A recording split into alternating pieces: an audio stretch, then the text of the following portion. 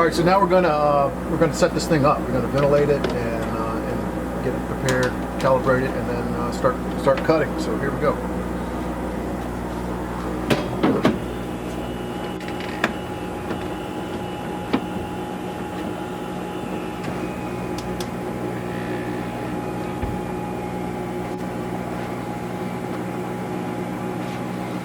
Alright, so we're plugged in. We've got the exhaust hooked up. I'm going to put the dongle in.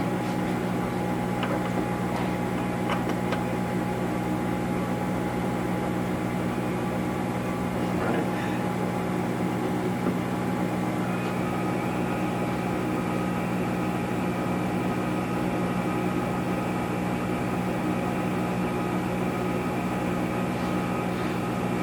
It's going to take a few seconds to load up. While we do that, I'm going to go to the software over here.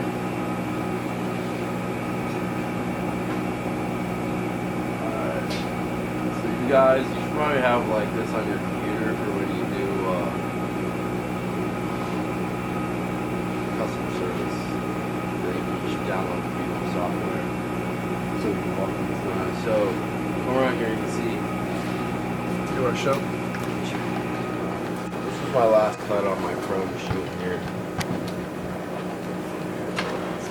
Let her get in. So what I'm gonna do is get rid of this, and then go to machine setup.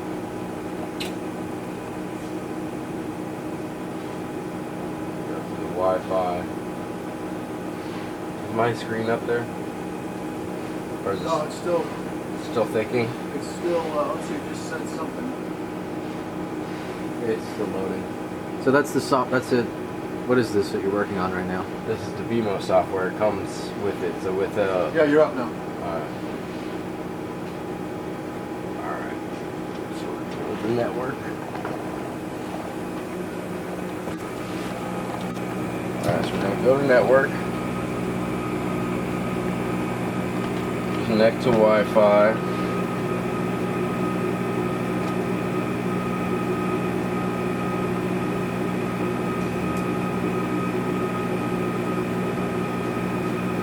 Which is picking up. Oh, here we go. Warehouse, Netgear.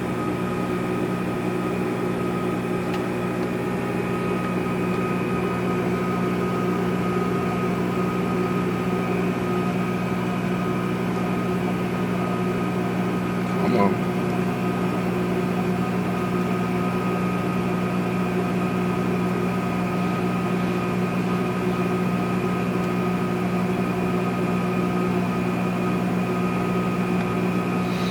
Alright, so we're connecting 26, 25.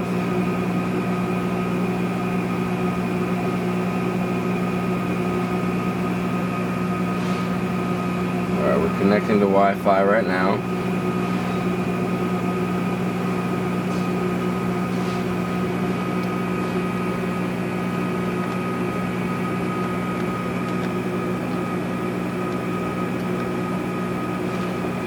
Failed to connect.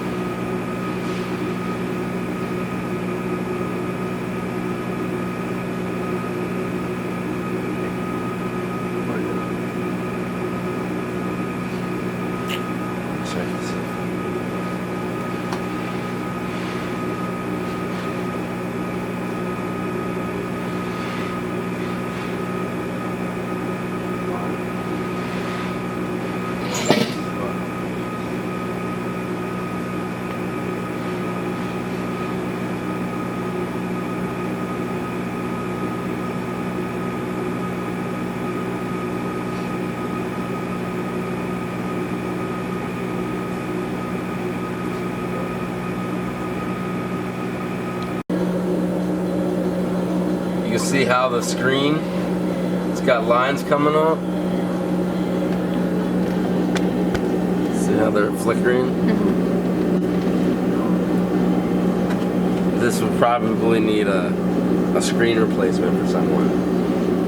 You know, for me, I could work through it. You know, on a production, will you be wondering why? Now, what I could do to troubleshoot it is I could go back in there and make sure all my cables are nice and tight.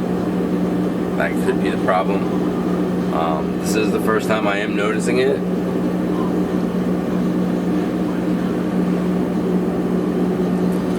So that'll have to be something that When you took it apart, you moved it around a lot. It could have gotten. it could have been, but I made sure they were secure. Like that's kind of like, you know, if I loosen it up, I tighten it up. So, I mean, I could have been.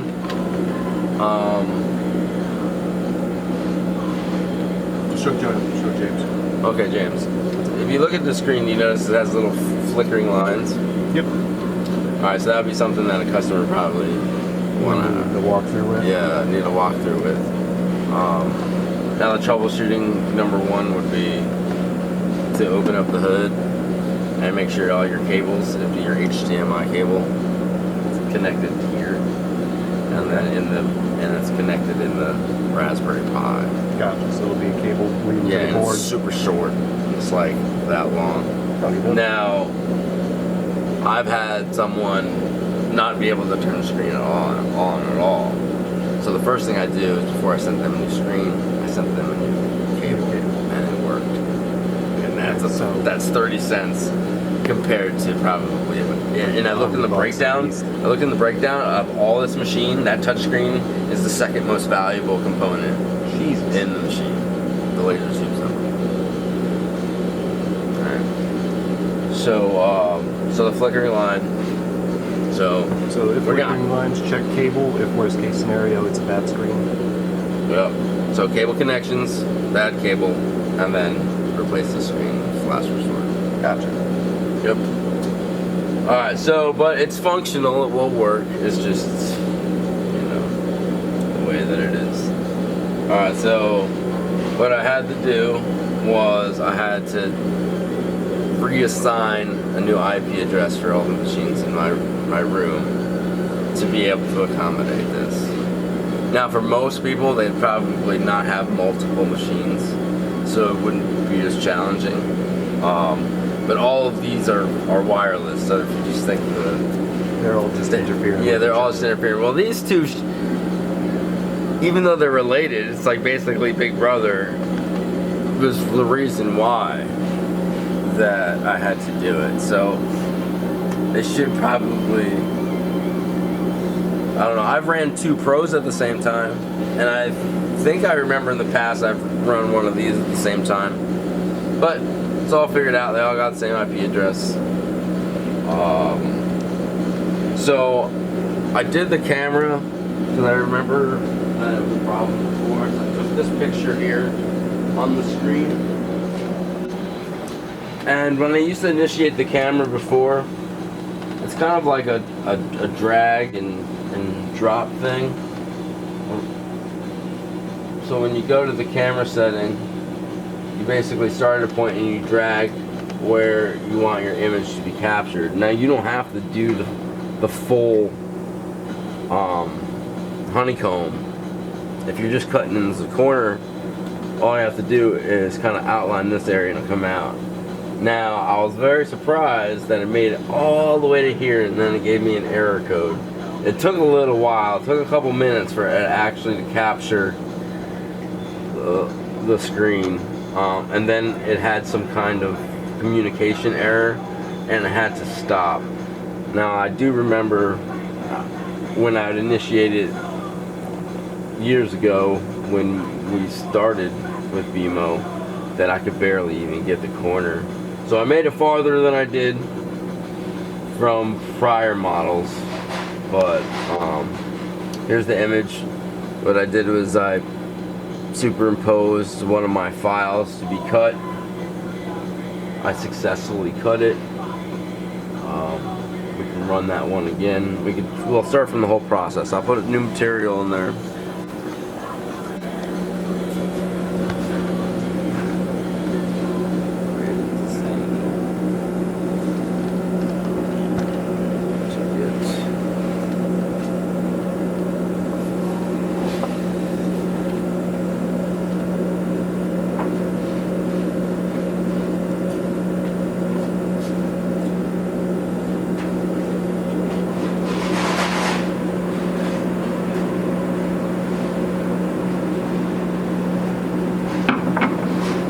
style for Hitchcock.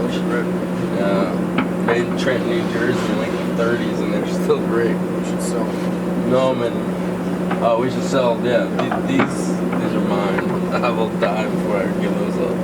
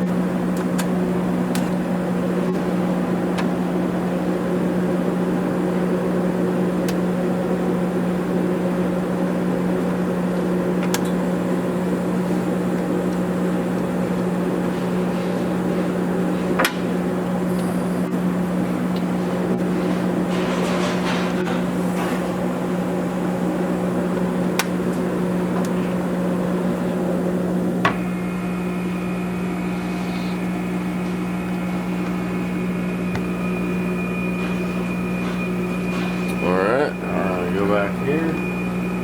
We're going to try to capture that laser board.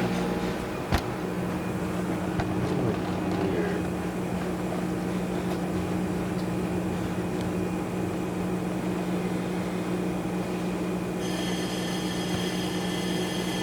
Like clear.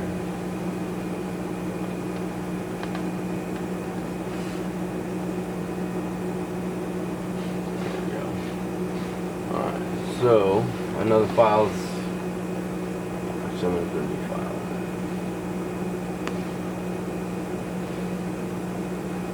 I just fixed it.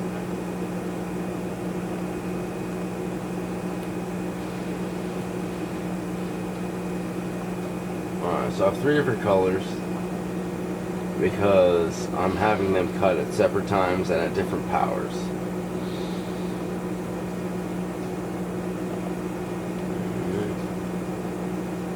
See if this camera will capture.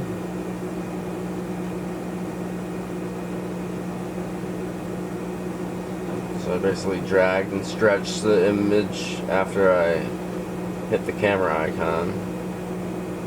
And right now, if you go over to the machine, you'll see that it's slowly reading. Is it moving over there? Nope.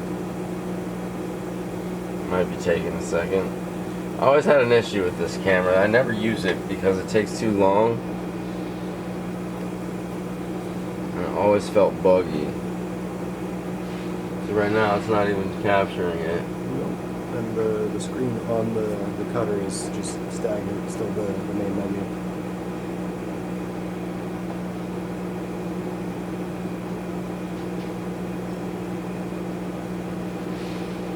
Oh, alright, let's cancel that. It shouldn't be taking that long. Let's try this again.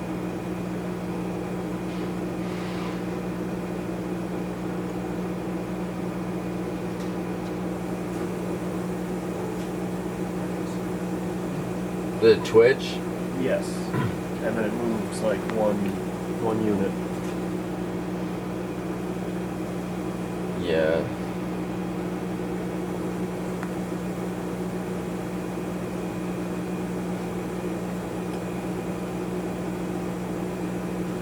The never-ending wheel.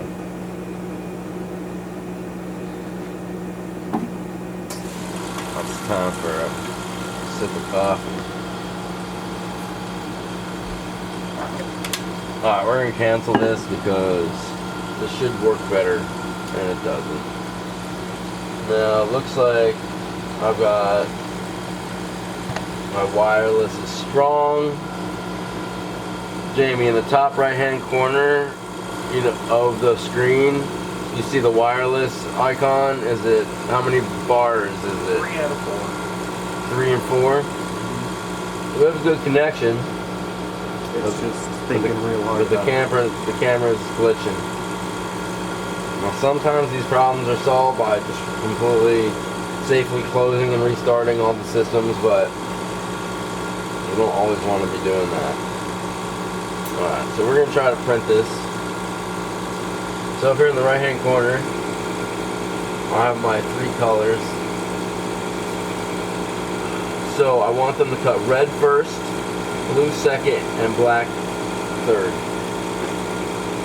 Now, if it did it the other way around, it would cut the outline first, and then the pieces on the inside, before they're cut, they might be altered by the air assist, or the ventilation fan might move the material. So we're going to do red first, so we're going to drag red to the top, blue second, and then black. Now, I've red highlighted. I have it at 15% power and 30% speed. My objective here is to just slightly mark it and not penetrate the material, which is only a 0.010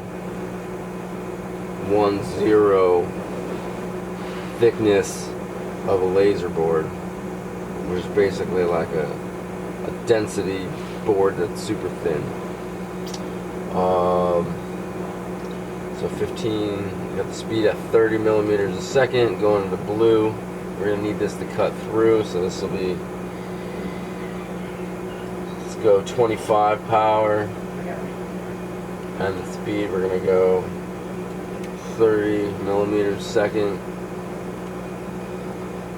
And then the black is going to be the same as the blue, but I just need to cut the second, so we're going to do that 25, 30 also. Alright. So now really I'm guessing on where this is going to end up on the material. If I had the camera, it would be easier to place. Now, what I do with my machines is I put little hash marks on the honeycomb to mark my 50, so that way I know where to generally put it. So we're gonna send this to looks like its name is Adam here. It's gonna take 1 minute and 57 seconds. You know what, I never hit the camera from this side. Let's see what happens here.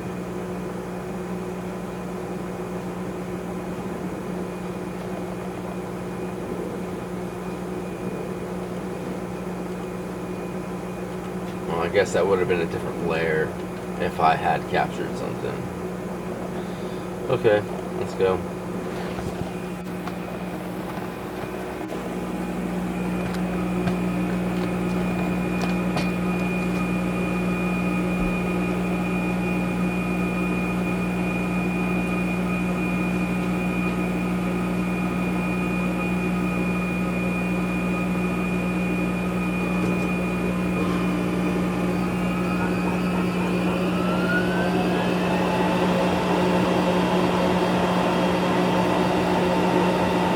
That's the red.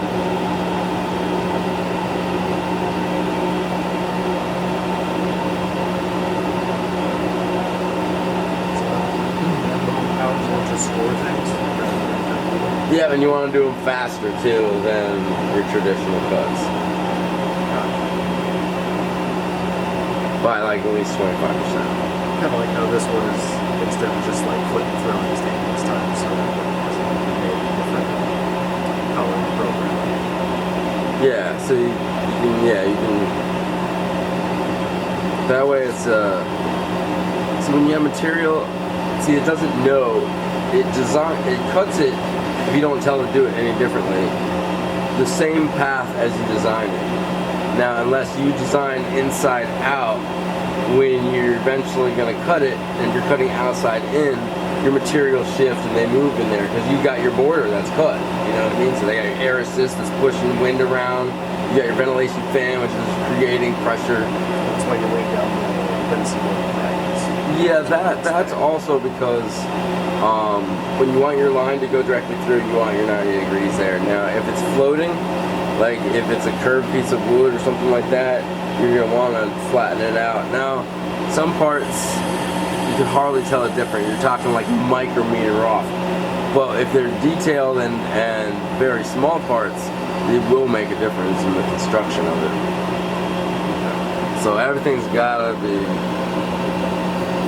flat, because the laser is a cone anyway. like this. Now, at the wider the cone, the thicker the thing. Where you have to do is where the autofocus comes in, is you want to find your impact point, your flash point, right there, because that's going to create the smallest line through the wood. But if you look very closely, microscopically, it's still like a slight bevel. It's not a direct, straight shot down because it's a conical shape for the laser.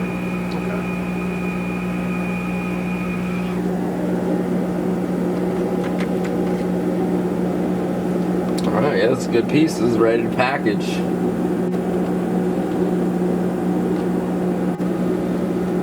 So overall, from box to cut, I would say there is an improvement to the overall machine. Still out of box, there were some challenging things like connecting to the internet, and it looks like the screen isn't making the lines anymore. That very well could have been just the vibration of the machine loosening plug. So that doesn't seem to be flickering. The packaging was an improvement. The out-of-box experience was an improvement. It looks like the user manual is exponentially better. I think this is a good product. Separate thing.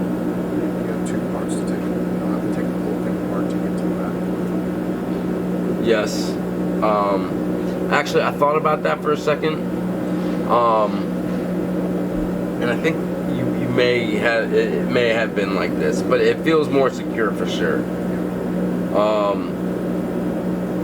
Last night I thought about that too. I was like, I couldn't remember because these are different than these, and I think I was more thinking about this, the in between one.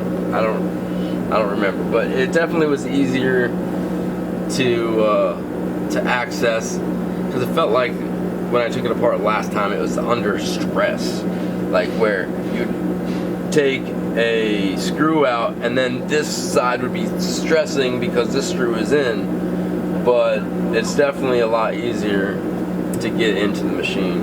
You said there's additional ventilation. Yeah, the ventilation on the bottom seems like in the housing here. Software seems to be an upgrade. The camera is still an issue though. I wish the camera worked better. Some of the precautionary measures to keep it safe in transit, I think, have drastically improved. But it was always a good machine. It just had issues with its components. And I think that there's a learning curve, and the average person still has to put effort into knowing his machine before he or she can run it efficiently. Maintenance is a very important thing. I find that keeping it clean tends to extend the longevity of your machine. So a lot of it's user, a lot of it was transit. I think a lot of the problems have been addressed. Again, the camera I wish was better, but the power is good. I mean, I think access to the water pump was a little easier. So overall, it's a better machine. Yeah, I would say, if I put it into a percentage, I would say a 15 to 20% better machine. Just a lot of quality of life changes, kind of the same as its predecessor then. Yeah, really. The software, I did notice in the gap between us having it and then us reviewing it again, working with the pros, there has been a lot of firmware updates and software updates that have definitely made it smoother. When you were providing service to customers that bought BMOs, most of your time was spent in the initial startup, right? That with this user manual upgrade and being able to scan and get to more information, that you think that'll reduce? Yeah, I would say about 15 to 20% was startup. I would say the bulk of it, I would say 50% were parts that didn't work. Yeah. Like the water pumps going bad very early, only having maybe 50 hours of cutting time on it, and the water pump gone bad. And the water pump is really hard to change too, so it being a common problem, walking them through because you gotta disconnect things that you're not even changing to access it. So like So now it's improved. yeah, because the laser tube, when you take that laser tube out and put it back in, you gotta align the mirrors again. So that's a very difficult process. You can get used to it. It's very easy to do, but it's still time consuming. And myself in production, if I'm using this in small business or something like that, those gaps of time trying to solve problems can really disrupt the flow and be a liability. So hopefully the pumps are improved. It looks like the same model pump, water pump. So I have some concerns about that. And then the mirror alignment. People not having things cut through, having to explain to them, how to change out a lens, which we haven't done actually here yet. Lots of times a lens cleaning made a big difference in a lot of the customer service. I would say probably about 5%. Like, oh, it doesn't cut anymore, and I tell them how to take the lens out. Let's do that here. Just to do it quick.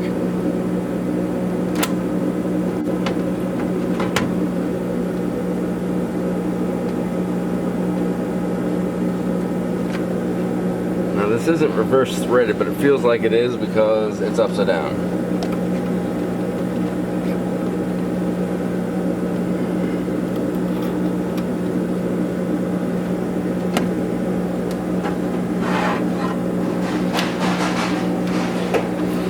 So when you replace the lens, lots of people put it in backwards, and then that'll cause your cuts too.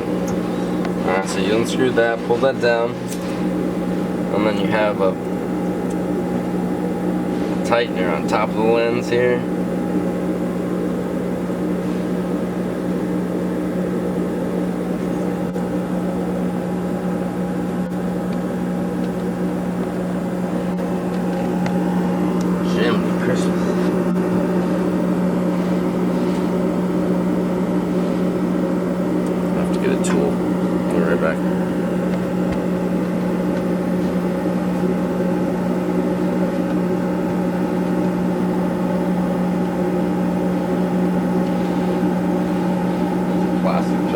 So it doesn't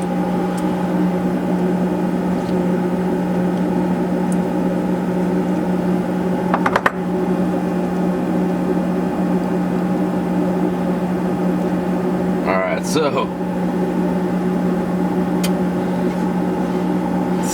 the lens, when I pop it out, it looks like a little glass puck.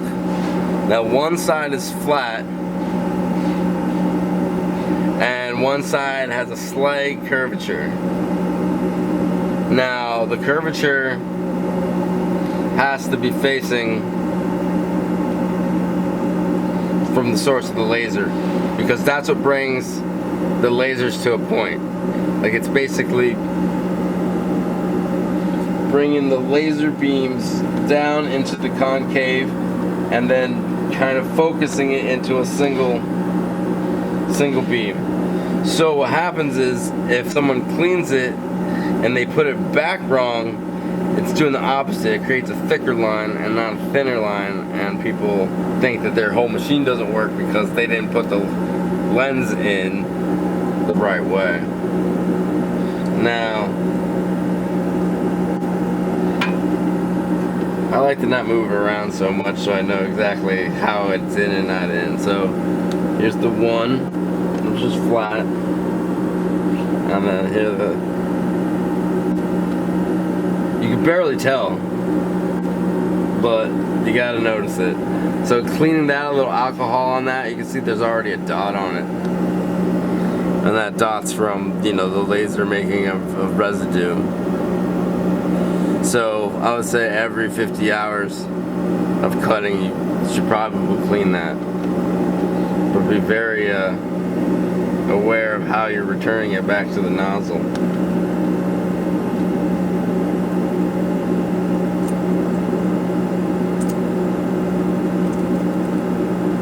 Yeah, so this has always been kind of. Would you clean the lens with the same stuff you'd use to clean the honeycomb? Just like strong alcohol or something? Yeah, or even Windex is fine. Windex? Yeah, but I would use like a cotton swab Yeah. to do it.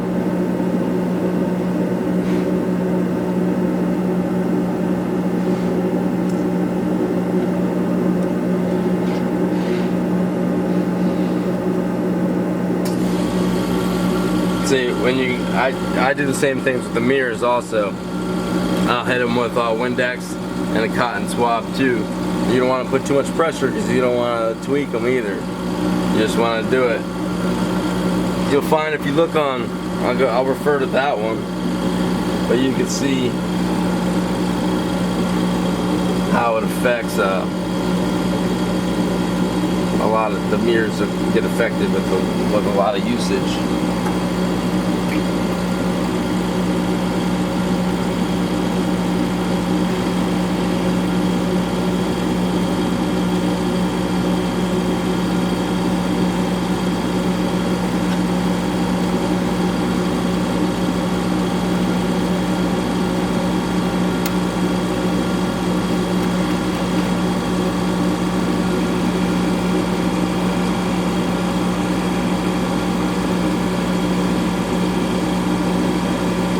This got adjusted too.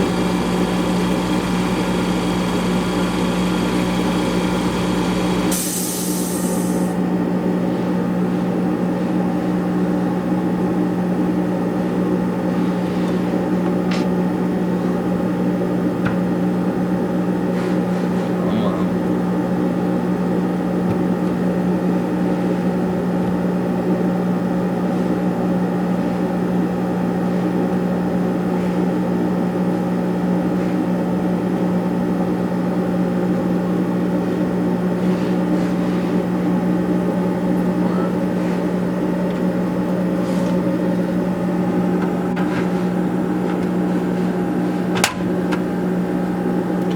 Now I have to adjust it again.